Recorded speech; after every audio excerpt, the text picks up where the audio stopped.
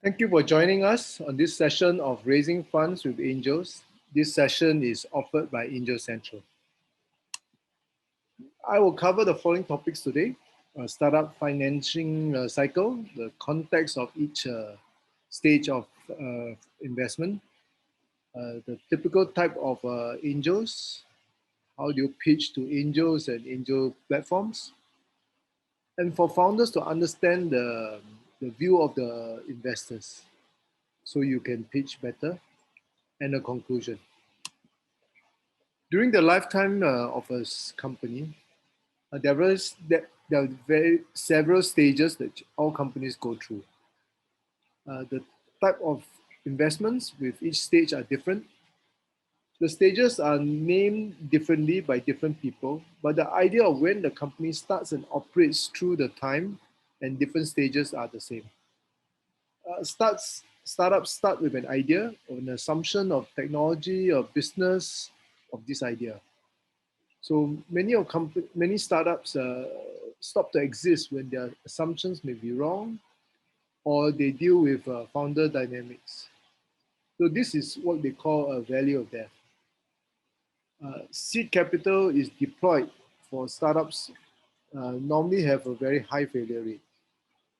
When the MVP, which is the minimum viable product, is created and revenue and businesses are validated, the startups will need funding to scale through different stages of the company.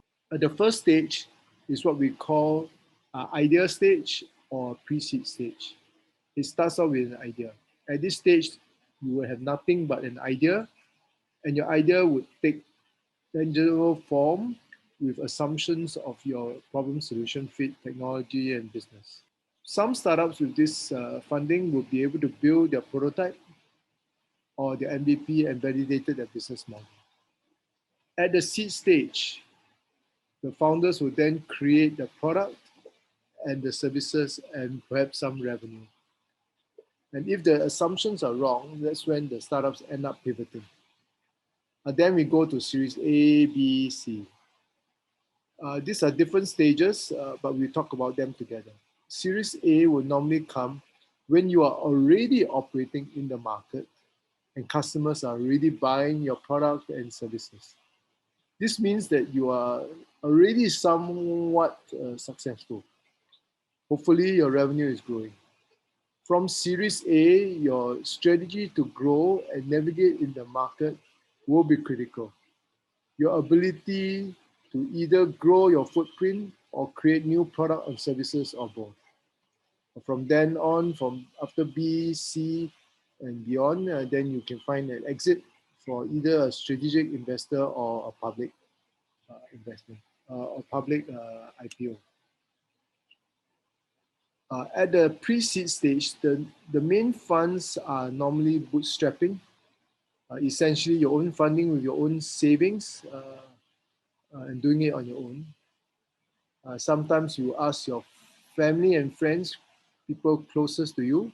Most of them wish you all the success and they're just happy to get their money back in some reasonable amount. There's some potential angels who invest in them at this stage, but it's rather rare. There are instances of startups which are funded at this stage with VCs and angels, depending on the strength of the network of the founders and the attractiveness of the idea. Seed funding are normally done with seed venture funds or angel investors. I will talk more about this funding at this stage. And Series A, normally investors will look at how you grow and how you navigate in the market. Your ability to grow at scale will be critical. So most of these VCs will then look at your strategy. So a fact for your consideration, there are probably more than 1,000 startups created a year in Singapore. Yet only about 130 to 200 companies are funded yearly. So many of the companies will go through the valley of death. Some of them may have survived with VC or angel funding or using their own bootstrap or their family money. Let's now double down on seed stage investment. Who invests at this early stage and why? So let's deal with angels first. Angel use their own money versus VCs, which invest with the funds raised through their investors, which are called limited partners.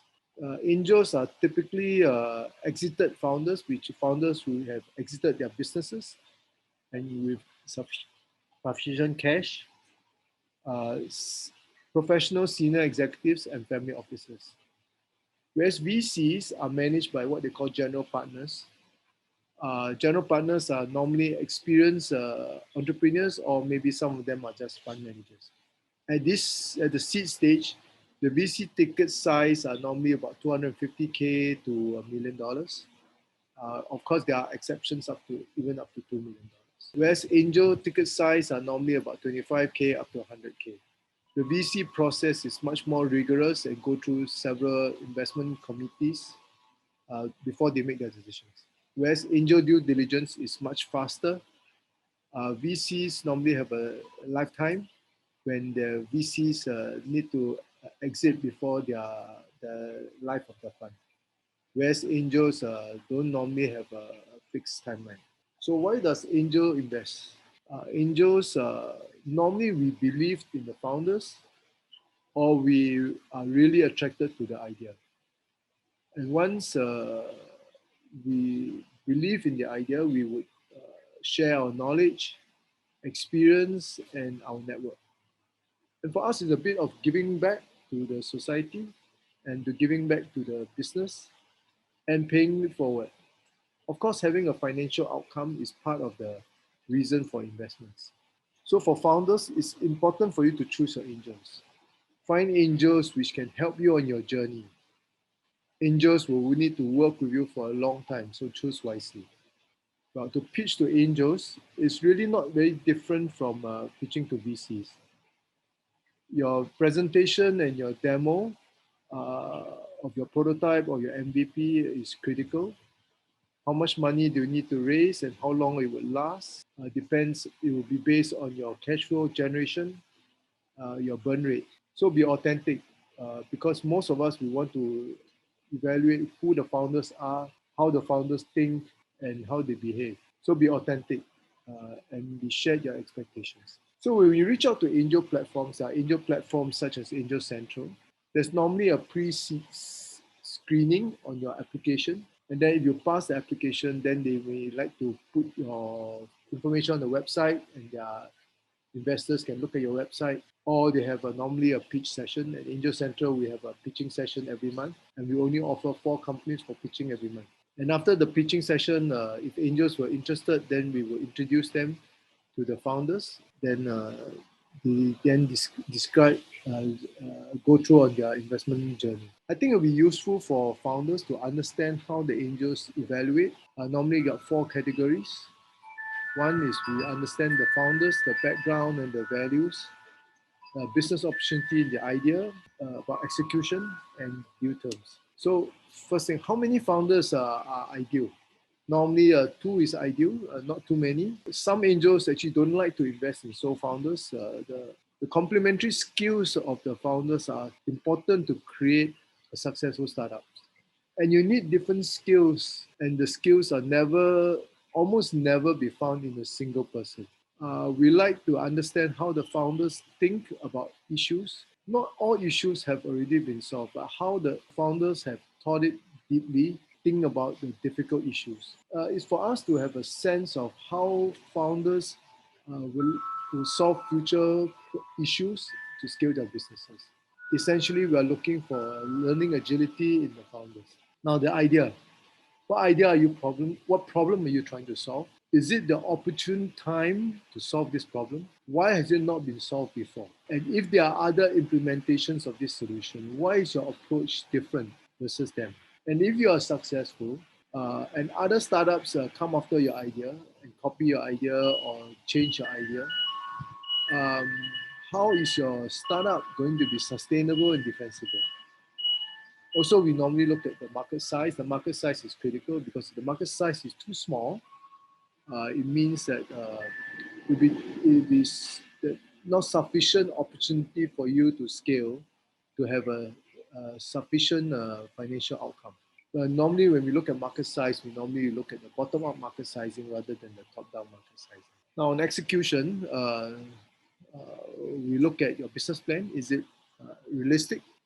What measures do you measure when you manage your business? We also like to look at what you have done before you fundraise. It's important because we want to know what you have you done with limited money, and it's a sense of how you spend the money when you be well funded. The due terms, does the cap table make sense? Does the founders have sufficient shares to sustain future rounds of dilution? Does the valuation make sense with the current traction and the projected? We also like to know whether the existing investors are they joining this round as well. Now, fundraising is likely to be tiring. You need to speak to a lot of investors. Be patient, reach out to your preferred angels and VCs, and then continue to spread your idea to different angels and VCs.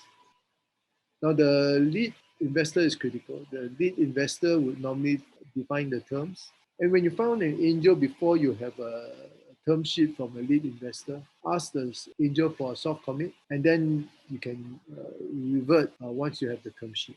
Don't forget that investors, whether VCs or angels, will stay on your cap table and work with you for many, many years. So if you have any bad vibes over the investors, don't be afraid to walk away, especially if the terms are attractive. Don't forget that you need to work with them for many, many years. My last final thoughts to you is you didn't create the startup, you didn't create the business just to fundraise. Mostly you have created the company because you are passionate over your idea and you want to create a dent in the business. So even though you're not successful to fundraise, it's not the end. You can always grow on customer revenue and other kinds of funding. Your investors can help you on your long journey. We are all on the same boat. So make sure that we all can work together. All the best for your fundraising, and reach out to us if you need any help. Don't forget to apply at AngelCentral, www.angelcentral.co.